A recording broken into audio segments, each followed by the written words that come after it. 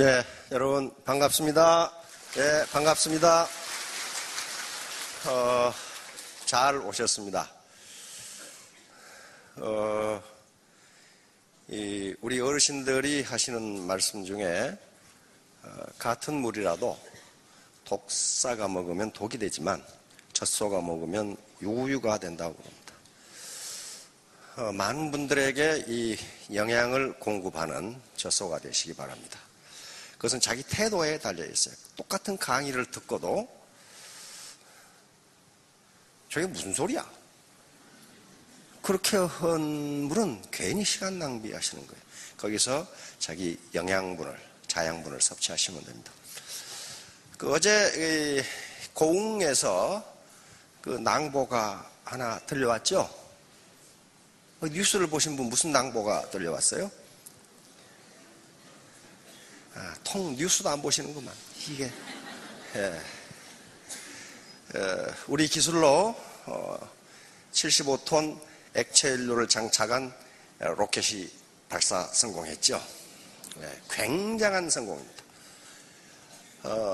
세계 7번째라고 그러니까 이 기술을 가진 국가가 미국, 러시아, 중국, 일본, 인도, 그리고 한국.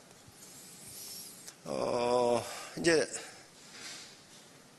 일반적으로 그 우주 기술 자립 또는 우주 자립 그 권을 가지려면 세 개의 요소를 가져야 된다고 합니다. 그 세 개 중에 하나만 없어도 우주 자주권을 가질 수가 없어요. 우선 자기 땅에 발사장이 있어야 돼. 우리 있죠? 고흥 나루도에 만들었죠.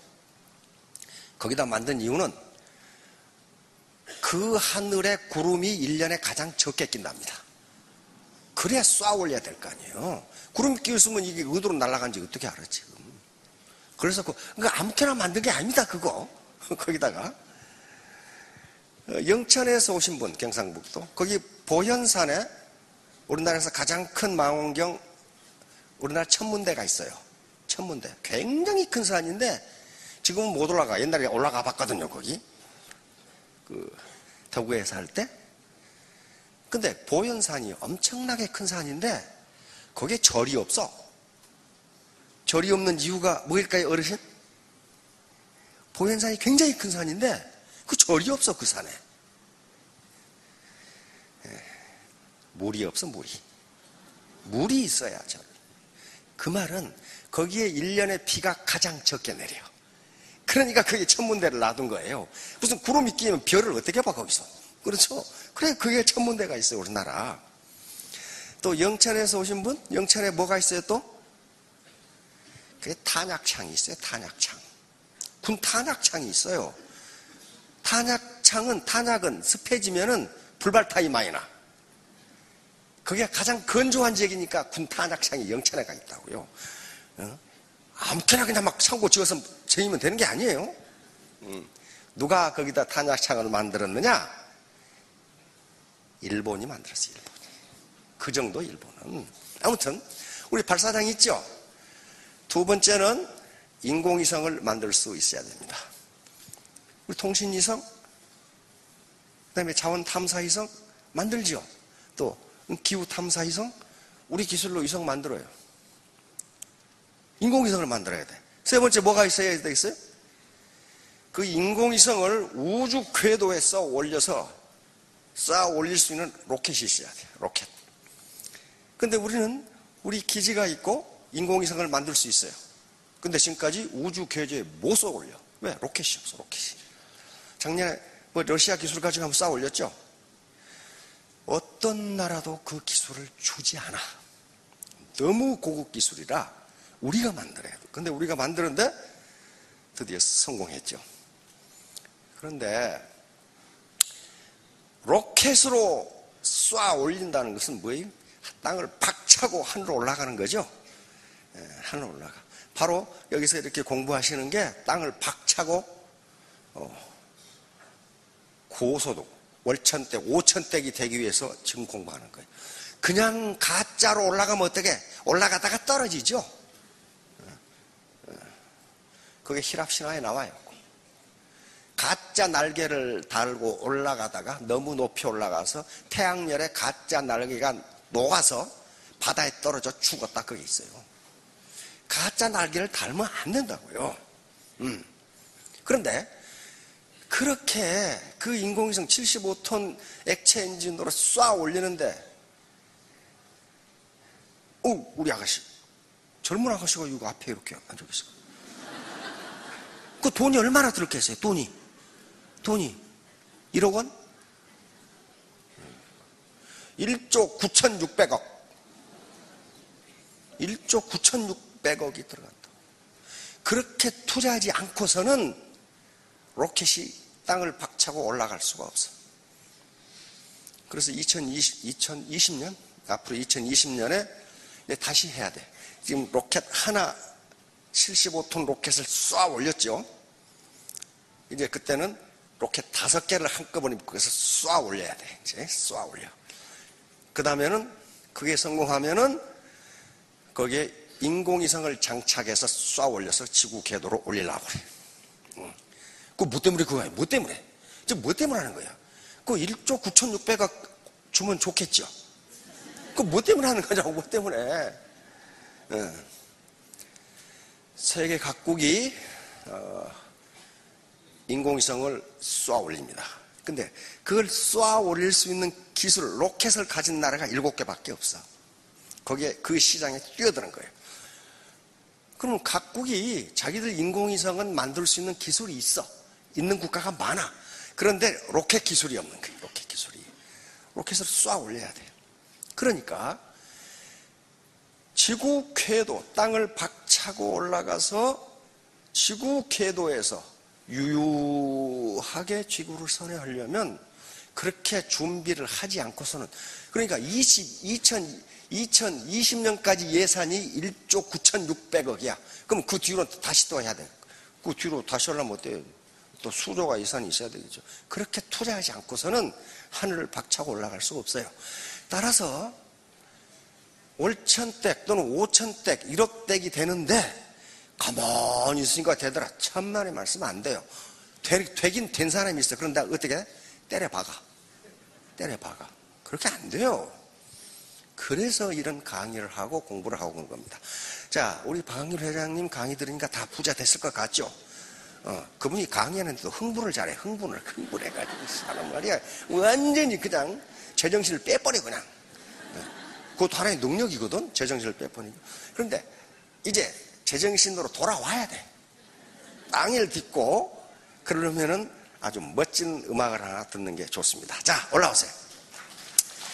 자, 피아노 최재은 다이아몬드, 그 다음에 바이올린 곽영아 샤론, 플룻 우리 예미정 샤론, 그 다음에 소프라노 송경 본부장, 그리고 최연수 팀장, 그리고 박평환 총장입니다. 들으실 노래는 아름다운 사람. 자기가 얼마나 아름다운 사람인지 한번 생각해 보시기 바랍니다. 자, 박수로 청해 듣도록 하겠습니다.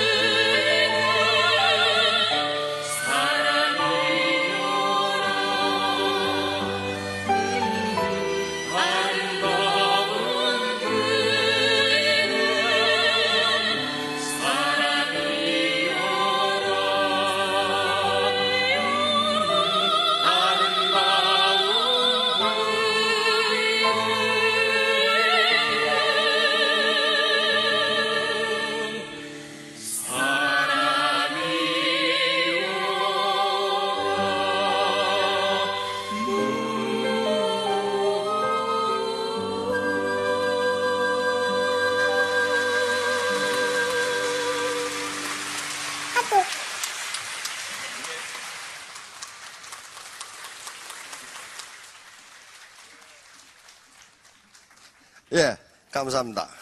예. 사람이 가장 중요합니다. 사람이 꽃보다 아름답다고 그러는데 정말 그래요. 요 김민기라는 분이 작곡을 한 건데 이번에 문화훈장 받았죠. 너무 아름다운 곡들, 즉 대중의 정서를 순화하는 곡을 많이 작곡한 분이에요. 그래서 문화훈장을 받게 됐습니다. 아마 이 곡은 잘 모르시겠지만 아침 이슬은 잘 아시죠? 예, 아침 이슬을 필두로 해서 엄청나게 내 나라 너게래 등 엄청나게 많은 곡을 작곡을 하고 지금 연극을 하고 있죠. 그래서 문화훈장을 받게 됐습니다. 상록수란 노래도 아시죠? 예. 근데 한때는 김민기가 작곡한 모든 노래는 금지가 됐어요. 우리나라 그런 때도 있었어요. 역사 속으로 흘러갔죠. 모든 노래는 금지. 왜냐하면 대학생들이 데모하면서 너무 많이 불러. 데모하면서. 그러니까 금지시켜버렸어. 아무튼 자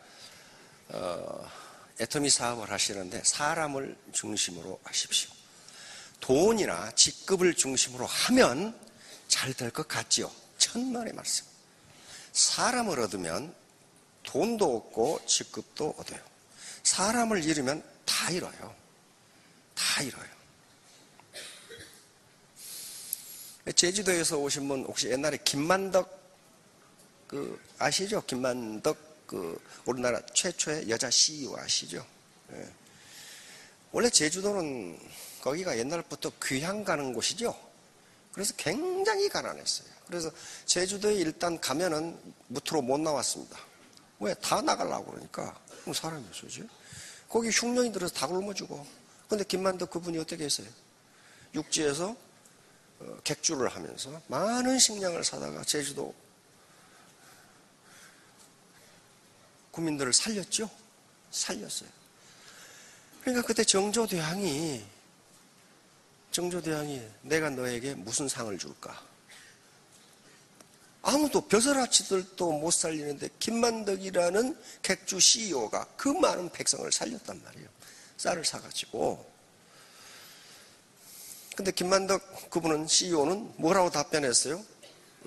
그런 거 필요 없고 내 소원이 두 가지가 있습니다. 한 가지는 임금님 용안을 뵙는 거. 임금님을 하면 그 당시에는 임금님은 아무나 못 봅니다. 그렇죠? 임금님이 미복을 하고 시내 나와도 몰라보죠? 그냥 사진이 없어, 사진이. 그래, 몰라.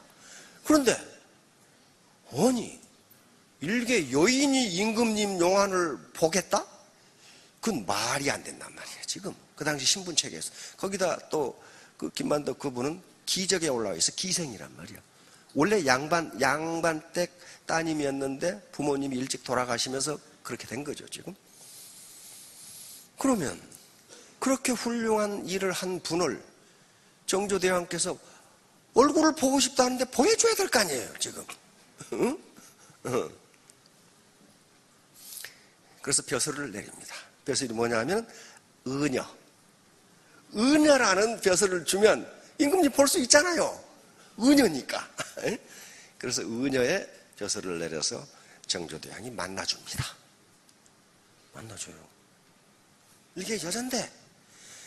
그러니까 여러분들이 임페리얼이 되시면 가서 대통령 만나볼 수 있다니까. 임페리얼 되시면 대통령 별거냐고 가서 만나보면 될 거 아니에요. 거기다 기분 착해가지고 만나보면 될 거 아니에요. 그 자리에서 정조대왕이 말합니다.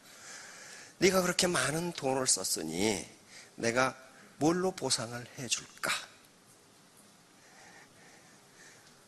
김만덕 CEO가 대답합니다. 저는 잃은 것이 없습니다. 저는 사람을 잃지 않았으니 어찌 제가 잃은 것이 있겠습니까? 맞죠? 역시 CEO는 CEO예요. 사람을 잃지 않았으니 제가 어찌 잃은 것이 있겠습니까? 그래서 다시 부자가 돼요. 다시. 그리고 또 하나 소원이 뭐였어요? 금강산 구경을 가고 싶다 이거야, 이 양반이 이제. 그래서 그 양반 그 사대불도 못 가는 금강산으로 갔잖아요. 응? 그거 봐요. 그러니까 임페리알이 되시면 금강산도 가시고 어? 대통령 얼굴도 보고 그렇게 될 수 있어요. 근데 집에만 채우면 그렇게 못해. 다 줘버렸어요. 다 주니까 또 들어와. 네. 재물을 썼지만 사람을 잃지 않았으니 또 돈이 들어오죠. 들어와요. 자, 성공을 하시려면 두 개의 때를 만나야 된다고, 두 개의 때를 만나야 된다고 역사에 계속 나옵니다. 두 개의 때를 만나야 된다. 그 두 개의 때가 맞지 않으면 어떤 일을 해도 성공할 수 없다 해요. 하나는 이게 뭐예요?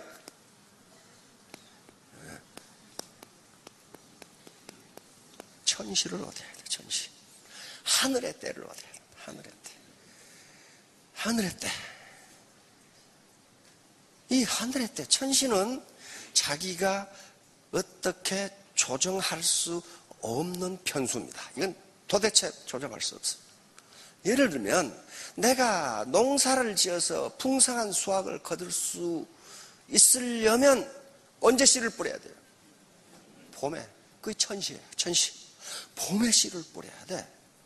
천시를 어기고 가을에 씨를 뿌린다. 이거 안 된다는 거예요. 천시는 자기가 조정할 수 없는 변수예요. 그 다음에 이건 역사와 기술과 경제와 정치, 이것의 흐름이에요. 역사적 트렌드라고요. 지금 만약에 IT 기술이 이렇게 발전되지 않았으면요, 에티임 사업 못합니다. 못해요. 과거 1970년대, 80년대 경제학자들이 앞으로 한계 비용이 제로인 시대가 올 거다 그랬어요. 한계 비용이 제로인 시대가 올 거다. 다시 말하면 비용이 제로인 시대가 올 거다 그랬어요. 근데 그때 경제학자들은 그 말 같지도 않은 소리. 미래학자들이 그런 얘기를 했거든. 그런데 일부 경제학자들은 맞다, 올 거다 그랬어요. 다시 말하면 지금 만약에 카톡 하는데 돈이 들어가 봐요. 돈 1,000만 원 받아봐야 카톡 10개 해보면 다 없어져 버려요. 자기 지금 파트너가 이제 10만 명인데 어떻게 지금 한계 비용이 제로예요. 그러니까 가능해요. 그러니까 가능하다고요. 인터넷. 모든 자료가 다 들어있어. 모든 유튜브 영상 다 들어있어요. 그게 없으면 사업 못해요. 그게 천시예요. 그러니까 천시가 어떻게 흘러가는지는 알고 있어야 돼. 그 천시를 자기가 조정할 수는 없어요. 자기가 인터넷 세상을 만들고 한계 비용이 제로인 세상을 만들 수는 없어요. 그렇죠? 자기가 추나추동, 이 원형 이정이라고 그러는데 추나추동을 조정할 수가 없다고요. 그 천시가 어떻게 흘러가는지는 알아야 돼. 예를 들면 김만덕 CEO가 정조대왕의 용안을 배울 수 있었던 게 뭐예요? 뭐냐고요? 천시를 얻었어. 그놈 가뭄이 들어서 굶어 죽게 생겼어. 그걸 어떻게 김만덕 CEO가 조정하냐고. 그때 그렇게 해서 천시를 알고 백성을 구제했어요. 그걸 정조대왕이 아시고 만나준 거 아니에요. 만나준 거예요. 그게 아니면 정조대왕이 어떻게 제주도 객주의 사장을 아냐고. 몰라요. 그게 천시예요. 천시는 자기가 조정할 수 없지만은 알아야 되고 그때 선한 행동을 해야 돼요. 안 그러면 천시를 거스르면은 어떤 누구도 성공할 수 없어요. 어떤 누구도. 여러분 강태공 잘 아시죠? 강태공이 뭐 하는 분이에요? 이거? 낚시꾼? 낚시꾼은 낚시꾼이에요. 낚시하면서 뭘 낚고 있었어요? 새우를 낚았죠? 근데 그냥 낚은 게 아닙니다. 강태공은 오늘날 개념으로는 정치, 경제, 사회, 문화, 군사, 천문, 지리까지 통달한 분이야. 그렇게 공부를 했어요. 그렇게 공부를 했어요. 그래서 완전히 어떻게 하면 세상을 얻을 수 있는지를 확실히 알고 있었어요. 근데 천시를 못 얻었어. 뭐예요? 그 당시 나라가 상나라인데, 상나라. 또는 은나라라고 그러는데 상나라가 튼튼했어. 그러니까 천하를 얻을 수 있는 방법이 없어. 근데 상나라 마지막 왕이 주왕이야. 주왕. 예첩이 달기라는 여자. 그 영화 있었죠. 그런데 상나라 이 사람이 폭군이어가지고 나라가 망해가 공무원들이 엄청나게 부패했어. 강태공은 이제 천하를 얻을 수 있는 때가 됐구나. 알았어. 때가 됐구나. 왜? 저거 곧 망해. 곧 망해. 저거 치면 무너져. 치면 무너져 상나라. 왜? 임금이 폭군인데다가 공무원이 이루 말할 수 없이 부패. 뇌물만 주면 다 나가만. 뇌물만 주면 다 넘어가. 상나라는 가망이 없네. 천시가 그걸 천명이라고 그럽니다. 천명이 다 했네. 천명이 다 했네. 천명이 다 한 거야. 천명이 다 했네. 그러면 상나라가 천명이 다 했다고 해도 거기 왕이 있고 주왕이라는 이 사람은 굉장히 똑똑한 사람입니다. 근데 폭군이야. 거기다가 부패해서. 그러나 그 관료들 유능해. 근데 이제 가만 놔두면 무너집니까? 안 해요. 쳐야 되거든. 치려면은 누가 쳐야 돼? 강태공 혼자 쳐? 안 돼요. 그 무너져가는 천하를 주도권을 장악하고 끌고 갈 수 있는 배포와 리더십을 가진 인물, 주군이 필요해. 그렇죠? 주군이 필요한 거야. 그리고 그 주군을 기다리면서 완전히 준비된 상태에서 주군을 기다리면서 낚시질을 하고 있었다. 그것도 낚시, 미늘이 있는 낚시가 아니고 고든 낚시. 고든 낚시를 집어넣고 있었어. 그러면서 중얼중얼 그랬어. 물고 싶은 놈은 물어라. 그러고 물고 싶은 놈은 물어라. 근데 주나라의 문왕입니다. 주나라를 기반을 닦은 분인데 문왕도 사람 천시가 왔다 하는 걸 알았어. 저 은나라, 저 상나라는 치면 무너진다. 왜? 천명이 떠났어. 천명이라는 것은 하늘에서 무슨 번쩍하면서 계시가 내려오는 게 아니고 민심을 천명이라고 그래. 민심을 천명이라고 그런다. 민심이 떠나면 나라는 무너진다는 거예요. 민심이 떠나면 나라는 무너져. 그만큼 민심은 중요한 거예요. 그래서 과거 왕조에서 천명이 떠났다 그 말은 민심이 떠났다 그 말이에요. 민심이 떠났어. 민심이 이미 상나라를 떠났는데 이제 이게 뭐예요? 천시야. 천명이 갔구나. 천시가 왔다. 근데 천시만 가지고는 천하를 얻을 수 없어요. 천시만 가지고는 임페리얼이 될 수 없어요. 절대로 안 돼요. 그건 절대로 안 돼요, 역사적으로. 뭘 만나야 돼요? 인시를 만나야 돼. 인시. 사람이요. 자, 강태공은 천하를 얻을 수 있는, 천하를 통치할 수 있는 통치 능력을 가지고 있어. 혼자는 안 돼. 그러면 이 천하의 주도권을 장악하고 천하를 이끌어갈 수 있는 배포와 인격을 가진 주군을 만나야 돼. 만난 게 누구예요? 문왕을 만난 거예요. 근데 문왕 밑에 얼마나 많은 문무백관이 있겠어요. 나라의 왕이니까. 그렇죠? 거기에 장수도 많고 선비도 많고 유능한 관료가 많은데 한 사람이 없어. 한 사람이 없는 거야. 누구? 이 문무백관을 한꺼번에 이끌고 갈 인재가 없어. 그렇게 해가지고 천하를 못 얻어. 전쟁해봐 져. 그러다가 낚시질하고 있는 이 영감탱이를 만난 거야. 이게 낚시하고. 왜 영감탱이냐? 이때 강태공의 나이가 72세야. 혹시 7학년 2반 손 들어봐. 7학년 2반. 안 계시네. 전부 다 6학년이고. 어? 아닌 것 같은데 내가 보니까. 요즘은 이게 할매인지 아줌마인지 구분이 안 돼. 이게. 이게 72세예요. 72세 동안 놓은 게 아니에요. 뭐예요? 천시가 오면 천하를 지배하겠다는 거예요, 이게. 근데 사람을 만나야 돼. 이 천하의 주도권을 장악하고 과감하게 이끌고 갈 수 있는 배포와 인격과 능력을 가진 주군을 만나야 되는데 못 만난 거예요. 그래서 낚시질하고 있어. 근데 문왕은 이 문무백관을 한꺼번에 끌고 갈 군사 전략가, 정치 전략가를 맞아야 되는데, 찾아야 되는데 못 만난 거예요, 지금. 그래서 찾고 있었어. 그러니까 둘이 서로 찾고 있었어. 근데 강태공이 찾아가지 않았어요. 찾아가지 않았어. 낚시질 하고 있는데 문왕이 찾아왔어. 소문을 듣고.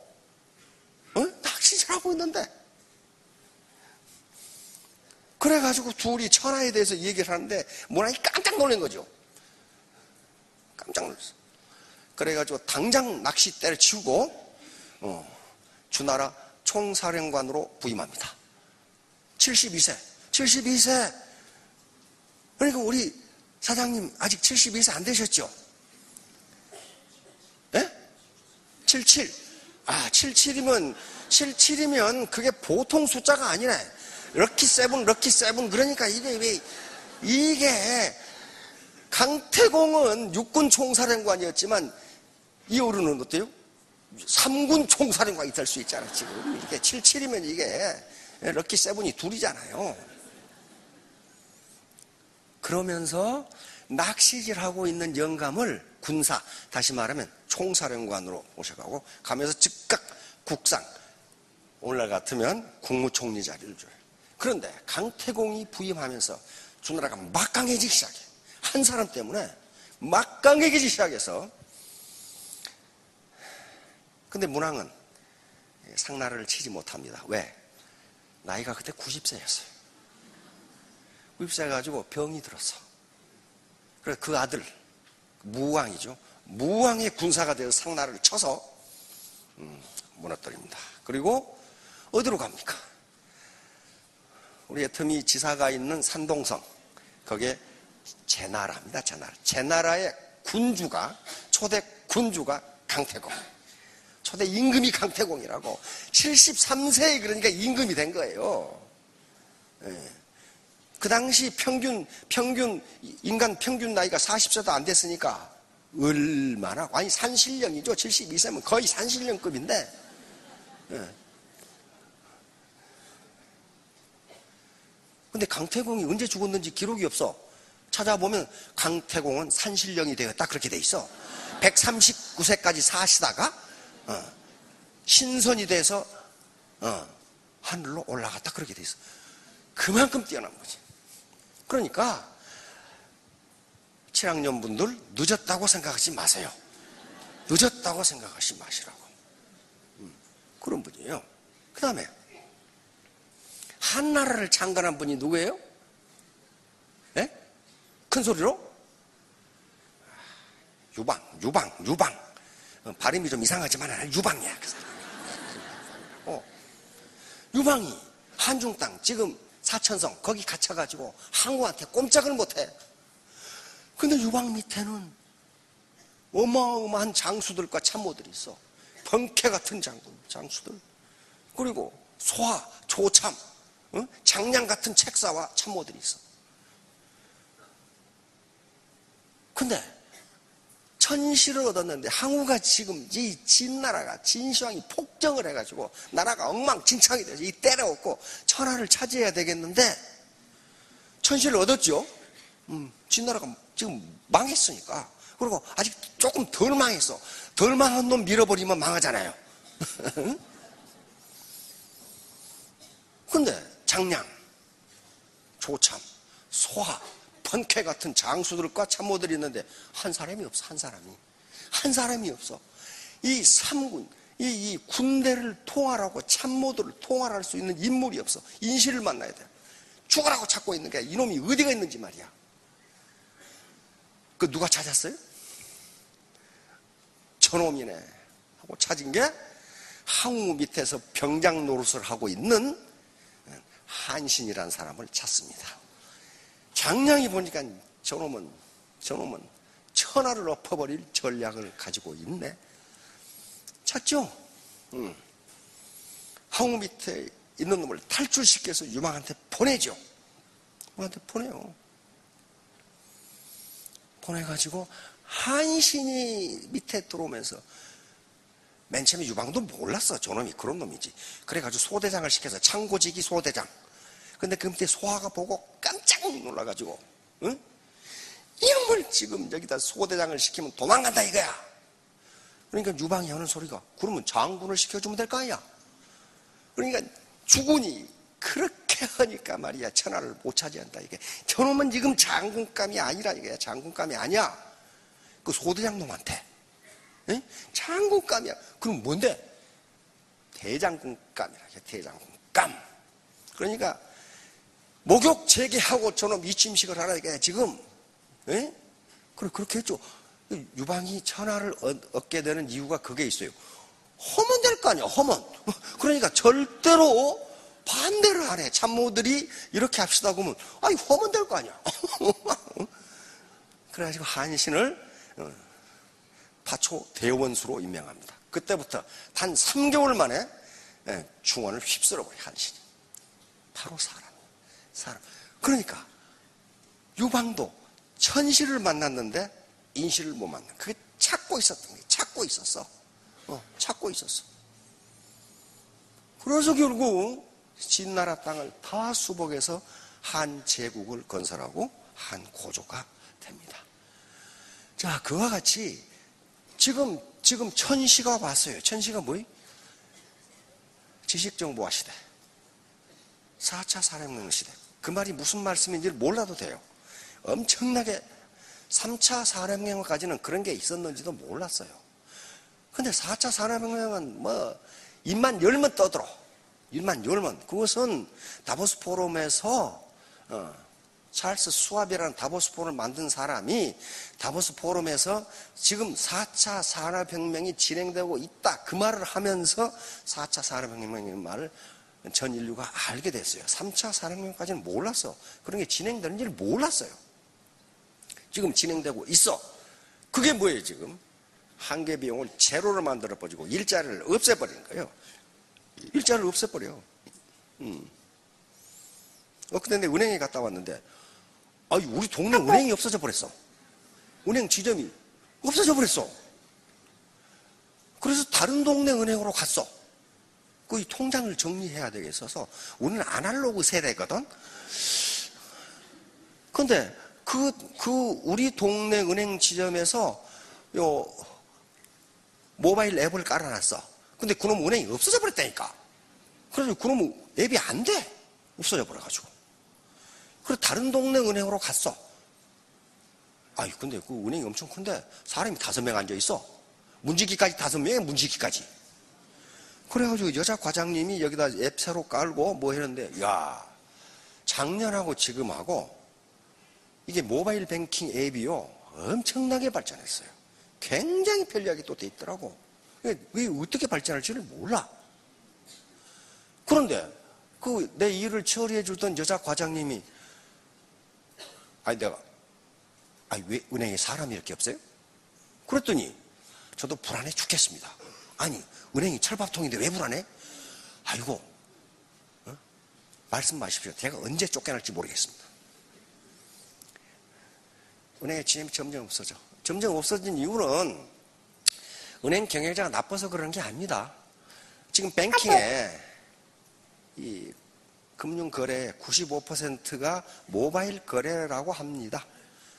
대면 거래는 여기 77이나 전화 요런 분들만 여기 가서 하지. 젊은 사람은 거기 찾아갈 일도 없고 찾아가기도 싫고 손가락 몇 개 가지고 요러고 앉아 있어. 그러니까 금융거래의 95%가 모바일로 된다 이거야. 그러니 직원이 무슨 필요가 있냐. 직원이 그렇게 바뀌어요. 그렇게 바뀌어. 이게 뭐예요? 천시가 온 거예요. 어떤 천시? 애터미 사업을 할 천시가 지금 온 거예요. 뭐야, 직업이 없어지는데. 그러면 이제 이런 의문을 가지신 분들이 있을 거 아니에요. 그렇게 없어지면 이놈의 회사도 없어질 거 아니야.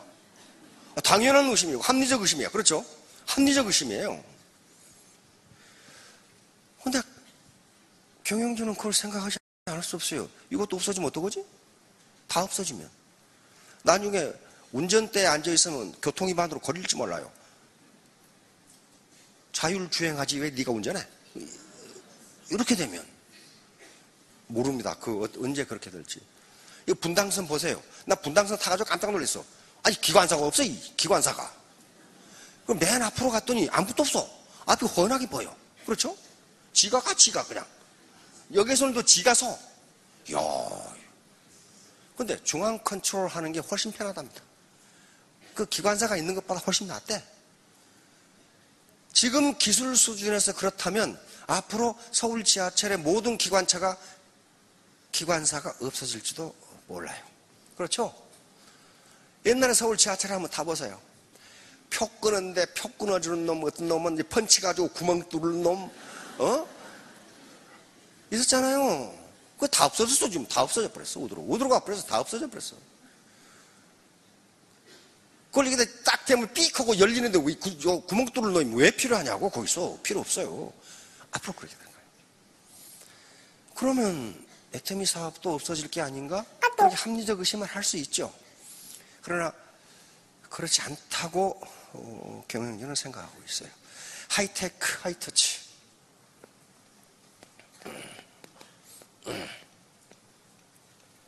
다시 말하면 인간은 인간이라는 거예요.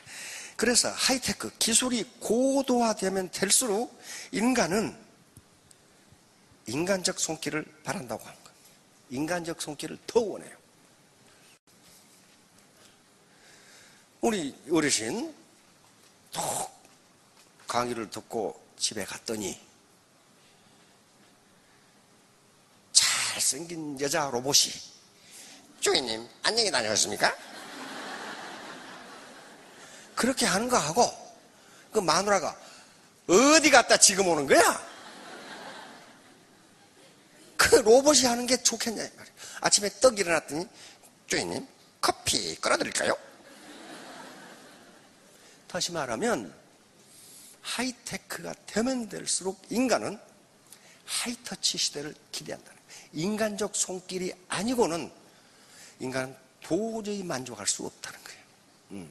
그건 이미 여기서 길게 말씀 못 드리지만 이미 실험에서 전부 증명이 됐습니다. 인간의 터치가 없으면 인간은 죽는다. 죽는다. 지금은 돌아가셨지만 구봉서 씨라고 아시죠? 우리 세대의 코미디언 제 1호라고 할 수 있죠. 그 다음에 누굽니까? 같이 활동했던 비실이 배삼룡이. 그 사람은 다리에 힘이 있는지 없는지 잘 모르겠어요. 근데 그때 구봉서 씨가 돌아가시기 전에 TV에 나와서 이제 대담을 하더라고요. 근데 그때 이제 동료 어린 이제 코미디언도 같이 이렇게 배석을 하고. 근데 배삼룡이 얘기를 하더라고. 어느 날 배삼룡이한테 전화가 왔더랍니다. 형님, 전원주택 하나 샀는데요. 이야, 사람도 없고 조용하고 좋습니다. 그래서 구봉수 씨가 막 뭐라고 그랬대. 야, 이놈아! 안 그래도 말이 없는 놈이 너 혼자 있으면 말을 하루 종일 안 할 거 아니냐? 비록 서울이 공기는 나쁘지만은 오늘은 내가 짜장면 사고 내일은 네가 짜장면 사고 그렇게 짜장면도 나눠 먹고 살아야 사는 거지. 그런데 얼마 후에 배삼룡 씨가 병원에 입원을 했어. 병원 우울증.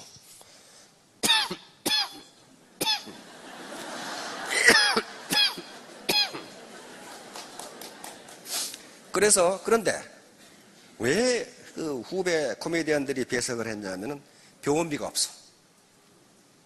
병원비가 없어서 후배 코미디언들이 돈을 객출해가지고 병원에 이제 구봉서 씨가 대표로 가지고 간 거예요. 그래서 구봉서 씨가 주치의한테 부탁을 했답니다. 아니, 선생님, 의술이 이렇게 좋은 나라에서 저 새끼 병 하나 못 고칩니까? 의사한테. 그러니까 그 닥터가 아니 선생님 병이 있어야 고치죠. 병이 없어 병이. 마음의 병이야 마음의 병. 병이 있어야 고치죠. 아니 구봉서 씨가 TV에서 그런 말씀을 하시더랍니까? 그래서 사람은 공기가 좋고 나쁘고 문제가 아니고 터치 투 터치. 서로 인간이 접촉하고 살아야 정이 된다는 거예요. 그리고 건강해진다는 거예요. 자, 그런 얘기가 곧 뭐예요? 인시예요, 인시. 천시를 지금 만났어요. 지금 직업이 다 없어져. 그런데 애터미 사업은 뭐예요? 휴먼 네트워크 사업이에요. 터치 투 터치. 휴먼 터치 사업이라고요. 휴먼 터치는 로봇은 못합니다. 절대로 못해요. 현재까지는 절대로 못해요. 왜냐하면 로봇은 한 공장, 한 사무실에서 하는 일은 그것이 육체 노동이 됐건 지식 노동이 됐건 다 할 수 있답니다. 한 공간. 그런데 애터미 사업소는 버스 타고 돌아다니는 되는 것은 못한대. 오늘 콜마에 가서 강의를 듣고 대전에 들렸다가 누구를 만나서 순천으로 간다. 그 짓을 못한단 말이에요. 로봇은. 어디 가서 버스를 타고 누구를 만나서 무슨 얘기를 하고 그걸 모조리 입력해 주지 않으면 이놈은 못하는 거예요. 그러니까 이건 휴먼 터치 사업이기 때문에 로봇은 못한다예요.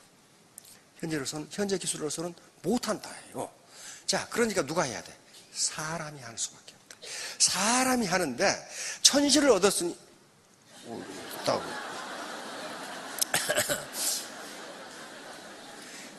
이게 바로 제 4차 산업혁명 시기에 자기도 모르게 뭐가 없어져 버려 그냥.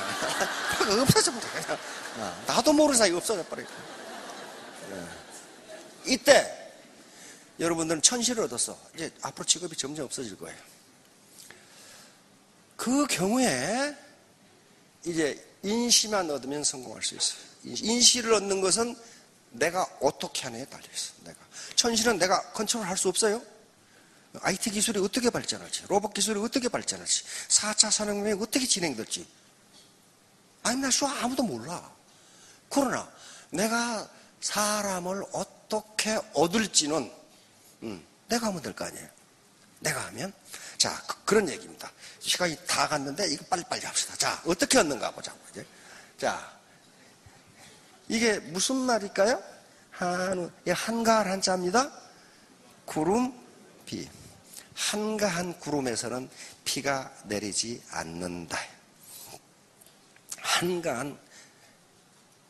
한가한 구름에서는 비가 내리지 않는다. 자, 다음 봅시다.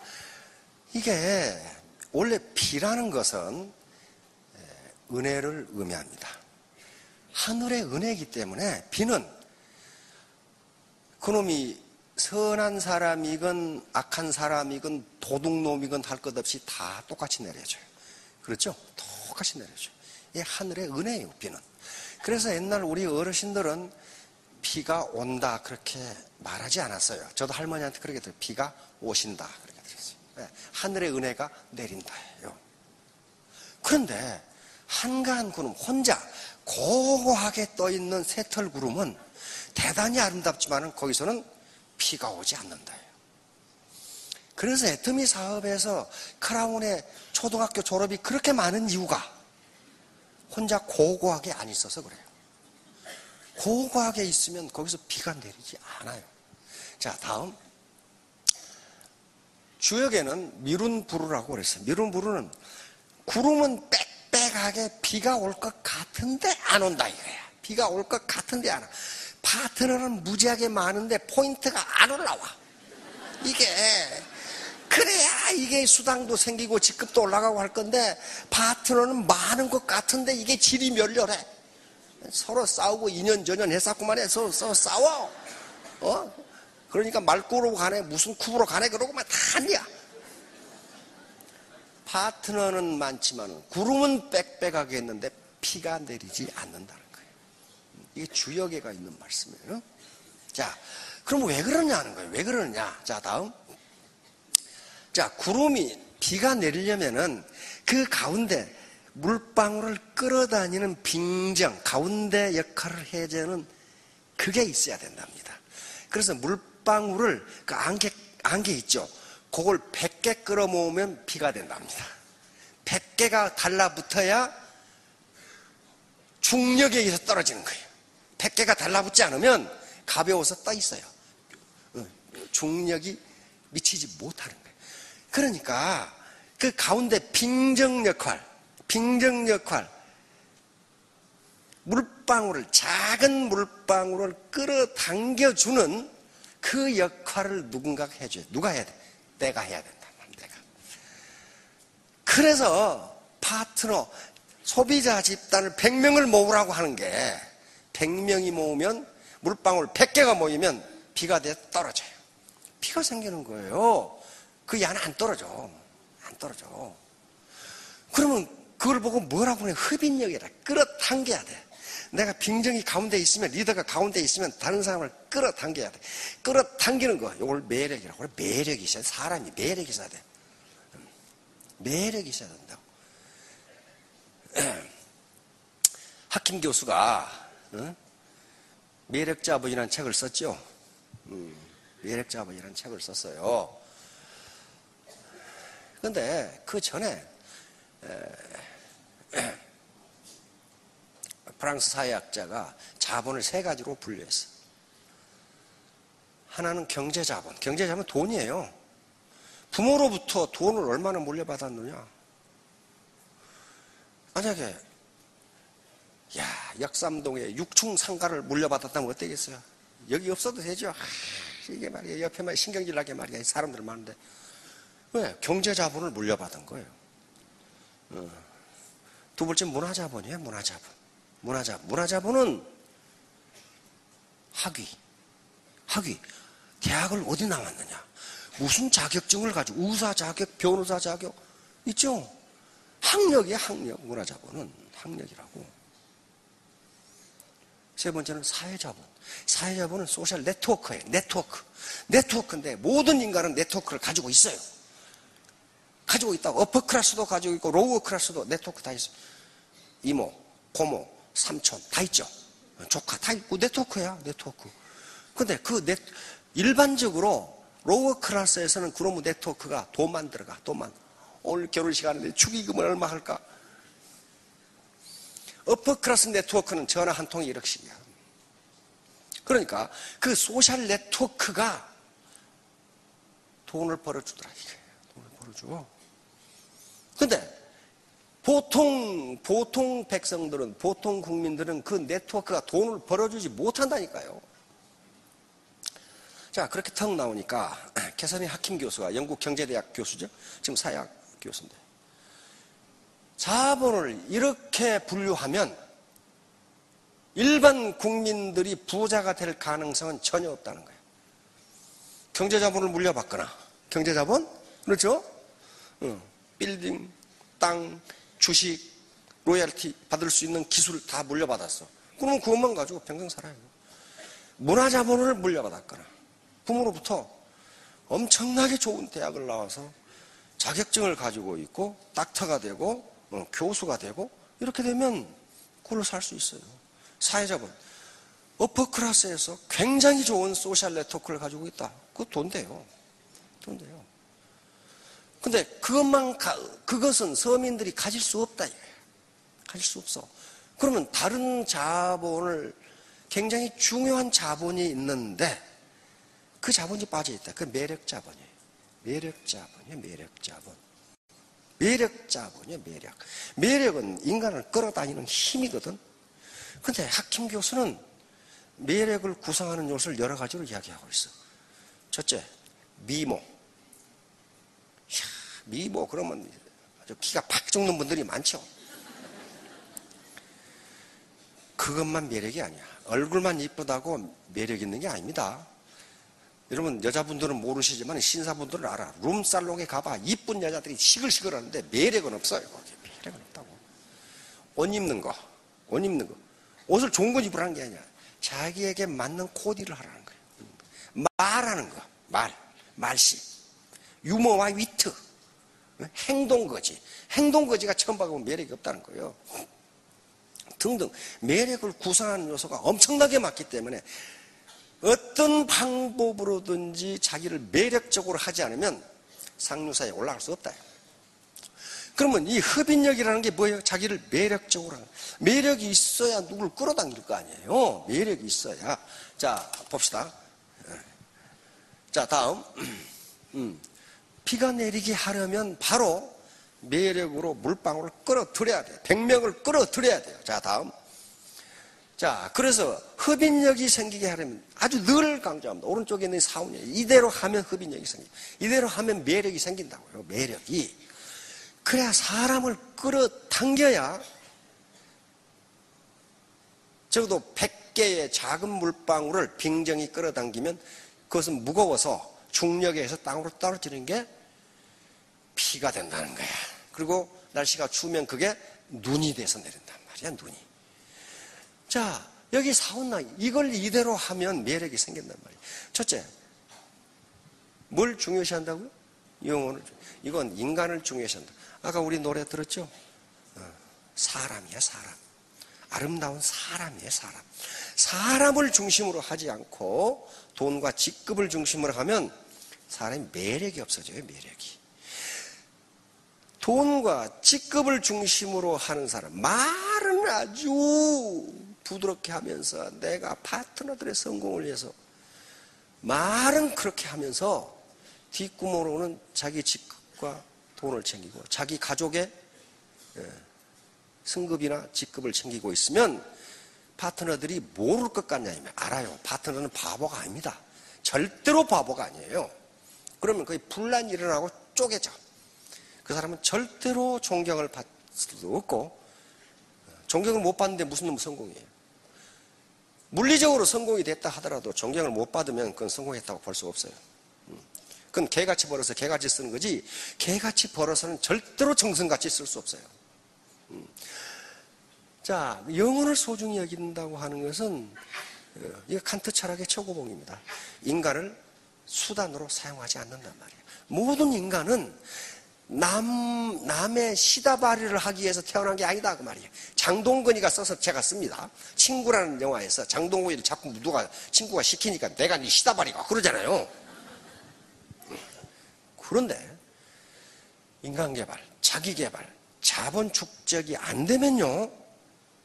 자본 축적이 안 되면 평생 나무 밑에서 시다바리 하다가 평생을 보냅니다. 그건 틀림없어요. 왜? 우리가 지금 자본주의 시장 경제예요. 자본주의 시장 경제라고 해요. 자본이 없는데 어떻게 생산성이 여기서 나와요? 그 자본은 인적 자본입니다. 물적 자본, 아까쯤에 경제 자본을 가져도 되고 문화 자본, 그 다음에 소셜 네트워크, 사회 자본을 가져도 되는데 이것도 없고 저것도 없고 이것도 없다면 매력 자본이라도 가져야 될 거 아니에요. 매력 자본이라도. 그러면 상류 사회로 올라갈 수 있다 이거예요. 오늘 가서 휴식 시간에 화장실 가서 거울을 보시고 나는 이렇게 왜 매력적인가 그렇게 생각하세요. 그렇게 생각하셔야 돼요. 나는 왜 이렇게 매력적인가? 야, 내가 안 졸리나 졸리보다 더 매력적이네? 남자분들은 야, 내가 브래드 피트보다 더 매력적이다. 난 브래드 피트가 가장 멋있는 게 그 영화 있어요. 300이라는 영화 있죠. 300. 300. 그래서 호머의 일리어드 또는 일리아스에 나오는 트로이 전쟁을 그린 영화가 300이에요. 아니, 그건 다음의 얘기고, 트로이란 전쟁이에요. 트로이란 전쟁에 이 브래드 피트가 나오죠. 야, 거기서 진짜 아킬레스로 나오는데 진짜 멋있어요. 진짜 멋있어. 자, 그러니까 영혼을 소중히 여긴다는 건 자기 첫 번째는 인간을 내 목적 달성을 위한 수단으로 생각하지 않는다. 이게 칸트가 아니에요. 이게 칸트가. 두 번째는 양심을 소중하게 여긴다. 모든 인간은 양심이 있어요. 양심은 미세한 소리를 내는데 그 미세한 소리가 신의 소리입니다. 양심. 나쁜 짓을 하면서 저쪽 배꼽 밑에서 뭐라고 그래요? 이렇게 하면 안 되는데? 이렇게 하면 안 되는데? 그 소리가 양심의 소리예요. 양심의 소리예요. 그 양심을 소중하게 여긴다. 그렇게 하지 않으면 우리 다단계로 오면은 1년 반 만에 크라운이 된다. 그 말은 무슨 말이에요? 로켓 엔진 연구도 안 하고 우주로 뛰어오르겠다 그 말이에요. 그거 그렇게 되지 않습니다. 떨어져. 올라가요. 올라가다가 떨어져. 그래서 신화에 나옵니다. 이카루스라고 그래. 이카루스가 가짜 날개를 달고 하늘로 솟아올라가. 너무 높이 올라가서 태양열이 뜨거워가지고 가짜 날개가, 밀랍으로 붙인 가짜 날개가 녹아서 떨어져 버려. 그래서 그리스 앞바다에 떨어져 죽었다. 그게 지금 이카루스 신화예요. 그 말은 무슨 말이에요? 준비도 하지 않고 가짜 날개로 너무 높이 날으려고 하지 말라는 거예요. 그럼 반드시 떨어져 죽는다. 그 얘기를 지금 하고 있는 거예요. 마찬가지예요. 이런 자기가 크라운은 뭐 왕관이에요, 왕관. 그런 격언이 있죠. 왕관을 쓰고자 하는 자는 그 왕관의 무게를 견딜 수 있어야 한다. 왕관의 무게가 보통 무거운 게 아닙니다. 보통 무거운 게 아니에요. 그걸 견딜 수 있어야 된다. 왜 견딜 수 있어? 그래서 그 견디게 지금 이런 강의를 하고 있는 거예요. 자, 두 번째. 생각을 경영한다. 이 말로 참 추상적인 말인데, 이건 비전입니다, 비전. 비전이 없는데 어떻게 일을 합니까? 비전이야, 비전. 비전은 내가 장차 되고자 하는 이상적인 상태야. 뭐가 되고 싶으세요? 비전. 임페리알이 돼서 10억을 받고 싶죠. 그게 비전이라니까요. 비전이야. 그게 없으면 당장 나가서 속 긁어놓으면 나타나면 어떻게 해요? 내가 안 오고 말지. 안 온단 말이에요. 비전이 없으니까 그래요. 비전. 내가 무엇이 돼야 되겠다는 비전을 창출.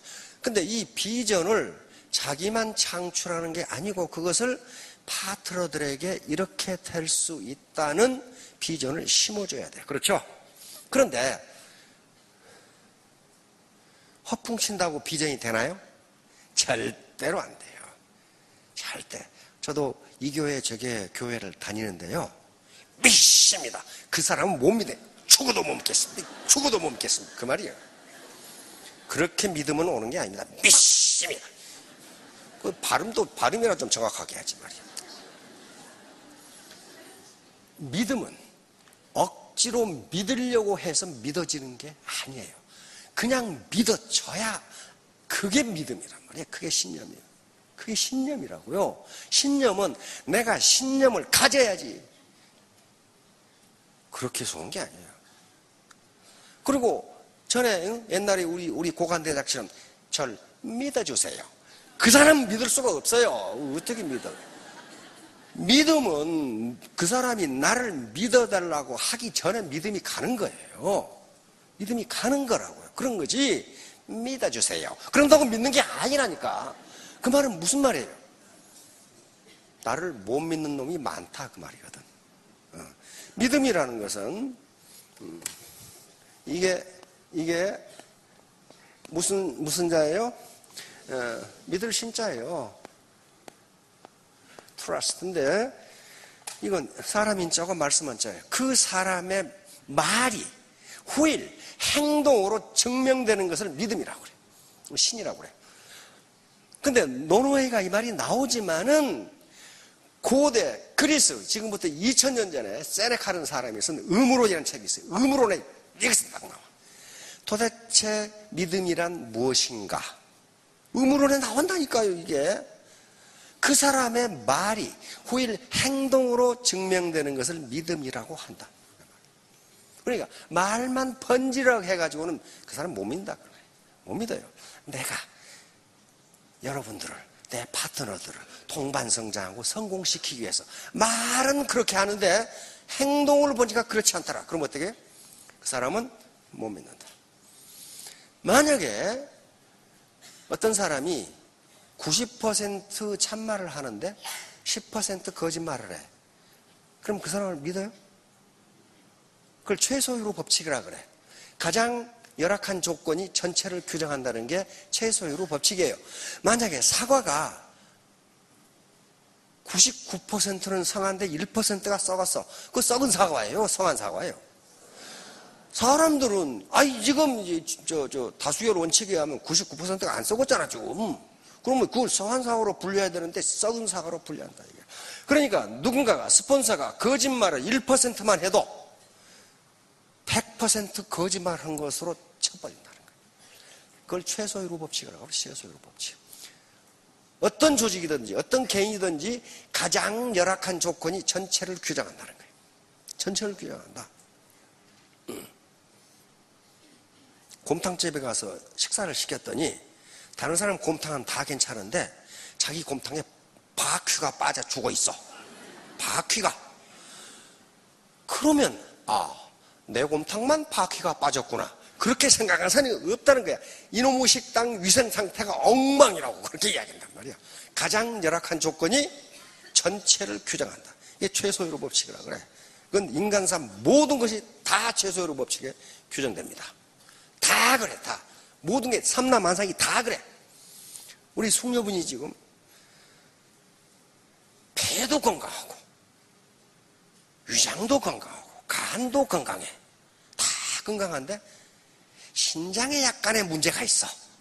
그럼 어떻게? 이분의 전체적인 건강은 신장에 의해서 결정된다는 거예요. 그게 최소로 법칙이에요. 가장 좋지 않은 조건에 의해서 전체가 결정된다. 전체가. 이걸 항상 생각하셔야 돼요. 사업을 하셔도 나의 가장 결정적인 약점이 내 전체를 결정해버리는 거예요. 전체를.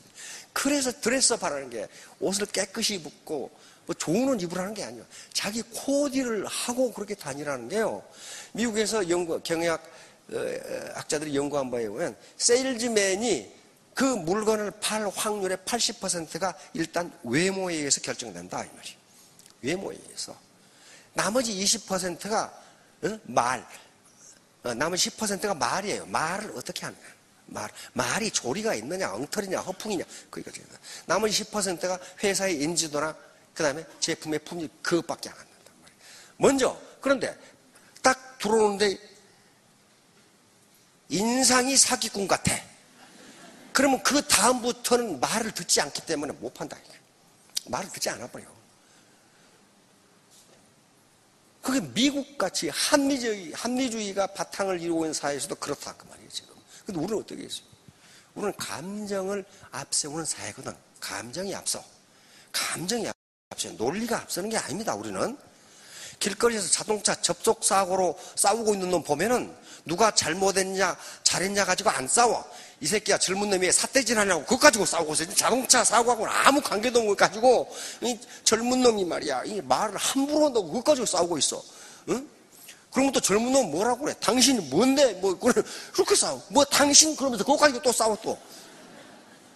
아이 국회의원도 마찬가지예요. 그저 보세요. 논리 가지고 싸운 게 아니라 당신 몇 년생이야? 뭐 당신이라고 그거 가지고 싸우고 있어 국회의원도. 다시 말하면 우리는 이성보다 감정이 앞세우는 사회. 그래서 옷을 깨끗하게 입고 코디를 잘하라는 거예요. 코디를. 개선의 하킴 교수가 한 얘기입니다. 개선의 하킴 교수가 돈을 못 물려받았고 학력도 그렇고 캐리어도 그렇고 소셜 네트워크도 그렇던데 매력마저 없다면 당신은 평생을 시다발에서 살다 끝난다. 그렇게 되단 말이에요. 명심해야 돼요. 명심. 근데 그 매력을 가꾸는 건 누구예요? 나요, 나. 그걸 왜 못하냐 이거야. 그걸 왜 못하냐 이거지. 자, 믿음의 신념에 대해 신념은 자기의 현재 의식과 신념은 그냥 내가 믿어야지. 그 신념이 아니라고 그렇게 돼 있어요. 모든 학자들이 그건 신념이 아니에요. 자기의 현재 의식과 잠재 의식이 일치하는 상태를 신념이라고 했어요. 다시 말하면 여기 지금 매우 매력적인 아가씨가 나는 임페리얼이 될 거야 이렇게 말로 중얼중얼해. 근데 배꼽 밑에서는 니 가진 것이 어떻게? 니 가진 것이 어떻게? 요건 현재 의식과 잠재 의식이 불일치하는 거예요.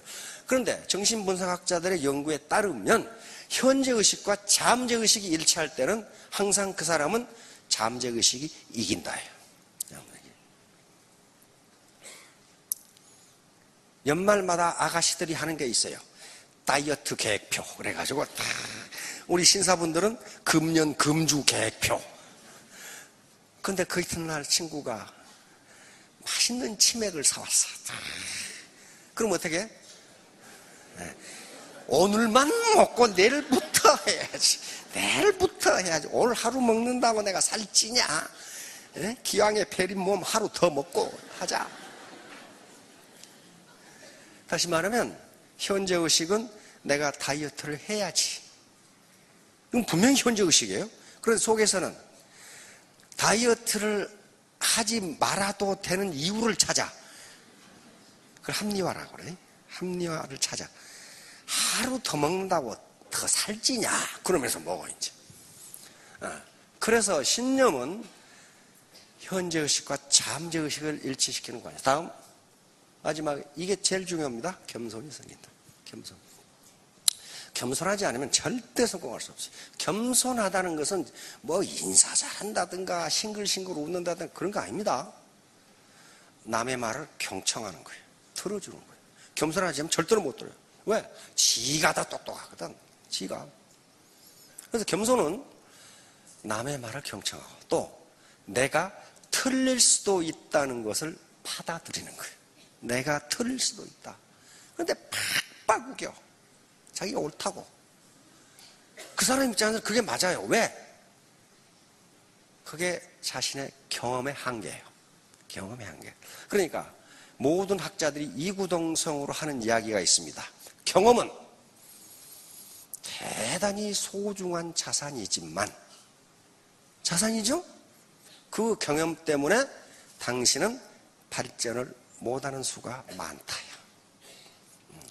당신이 발전하는데 발목을 잡는 것은 바로 당신의 경험이다. 왜? 우리 인간은 시간적, 공간적으로 제한되어 있어요. 그렇죠? 내가 여기에 있으면서 동시에 서울대학에 있을 수가 없어. 그러면 저는 여기에 경험을 했지만 그쪽 강의 경험을 못했어요. 그런데 이 강의 경험이 전체인 걸로 착각을 한단 말이에요. 시간이 다 됐는데 결론적으로 하나만 얘기하겠습니다.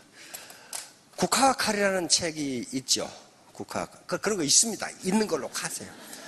국화와 칼. 국화와 칼. 시중에 아주 영원한 베스트셀러니까 시중에 하면 당장 있어요. 국화와 칼. 그건 일본의 문화를, 일본인들의 의식구조를 분석한 문화인류학 책입니다. 그런데 왜 그걸 썼느냐면은 미국이 얼마나 위대한 나라인가를 한번 보세요. 태평양전쟁에서 일본을 점령했어요. 누가 통치합니까? 메가더 원수가 통치했죠. 그런데 그 나라를 통치하려면 그 나라 문화가 무엇인가를 알지 못하면 통치 못합니다. 그 나라 국민, 그 나라 민족의 이 의식구조가 어떻게 되어 있는가를 알지 못하면 못해요. 그런데 당시 미국은 떠오르는 세계 최고의 국가였기 때문에 일본인의 의식구조, 일본인의 문화, 조선인의 의식구조, 조선인의 문화가 어떤지를 전혀 몰라. 그러면 통치가 안 되는 거예요. 그래서 미 국무성에서는 일본의 문화가, 일본 사람들이 어떤 사람인지를 알아야 되겠거든. 그래서 연구를 부탁합니다. 연구를 뉴욕에 가면 콜롬비아 대학이 있어요. 콜롬비아 대학의 루스 베네딕트 여사에게, 그 루스 베네딕트 여사는 콜롬비아 대학 문화인류학 교수였어요. 그 교수에게 일본을 연구해달라고 요구를 합니다. 그런데 루스 베네딕트 여사는 일본을 한 번도 가보질 않았어요. 그 당시 일본을 갔다 온 사람이 많은데 미 국무성은 그런 사람에게 일본 연구를 맡기지 않았어요. 왜 그렇겠어요? 일본을 가본 사람은 자기가 본 것이 일본의 전체인 걸로 착각한단 말이에요. 그게 아니라는 거예요. 일본은 그렇게 알 수 있는 게 아니라는 거예요. 한 번도 안 가본 사람이 객관적으로 봐야 일본을 알 수 있다는 거예요. 그래서 일본의 역사를 섭렵하고 많은 일본인들을 면접을 했어요. 미국에 와 있는 면담을 했어요. 그런데 지식인들은 전혀 만나지를 않았어요. 여기 지식인들이 많은데 지식인들은 거짓말을 잘해요. 딱 얼굴에 미소를 띄우면 속에는 칼을 딱 가지고 엉뚱한 소리. 지 속에 말을 안 해. 그런데 전혀 이 학력이 없는 사람들은 속에 말을 다 해버려. 그래야만 그 민족이 어떤 민족을 알 수가 있어요. 그래서 나온 책이 국화와 칼입니다. 일본인들은 겉으로 보기에는 국화꽃이야. 근데 속에 뭘 가지고 있어요? 칼을 가지고 있는 게 칼을. 그러면서 루스 베네딕트의 책을 쏙 읽으면 어떻게 겉과 속이 이렇게 다른 민족이 있을 수가 있는가? 쫙 나와요. 자, 여러분들이 이제 그러니까 다단계를 한 번도 경험하지 못하신 분들이 어떻게 돼요? 임페리얼이 될 가능성이 많아요. 그리고 초등학교일수록 임페리얼이 잘 돼, 이게. 다른 엉뚱한 생각을 안 하거든. 자, 3년 후, 5년 후에 모두 로얄 마스터, 크라운 마스터 되시기 바랍니다. 감사합니다. 머리와 마음을 일깨워주는 강의를 해주신